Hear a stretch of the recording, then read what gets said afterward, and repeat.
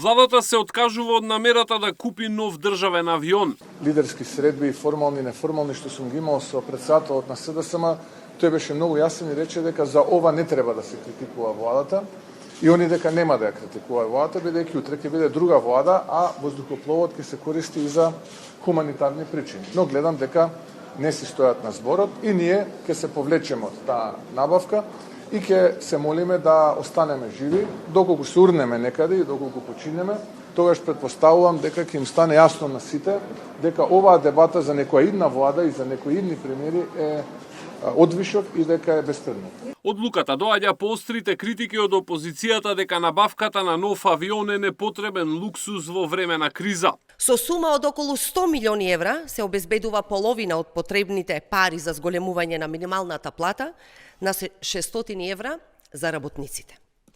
Може да се изградат најмалку 20 нови современи училишта низ државата, 25 градинки, 10 студентски домови, со што илјадници студенти би добиле достоинствени услови за живот и за студирање. СДСМ и денеска го обвини премиерот дека го користел владиниот авион за приватни потреби, пошто тој им одговори дека досега бил на вкупно 4 патувања, откривајќи детали и за она во Хрватска кое го спори опозицијата. Бев до Хрватска со комерцијален лет на Croatia Airways до Сплит.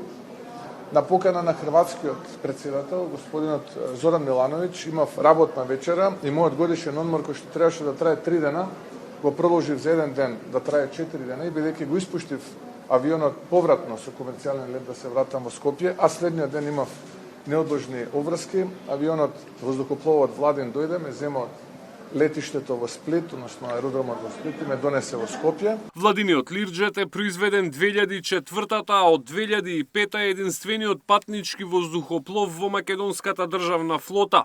Го купи владата на екс-премиерот Бучковски и за него пред повеќе од 20 години плати околу 11 милиони евра. Може да пренесе само 6 патници на средни дестинации без капацитет за прекуокеански летови. Како што соопшти владата, во последните години авионот е почесто на сервис отколку што лета, а неговите поправки не чинат нешто под половина милион евра годишно. Александар Спасовски, Сител телевизија.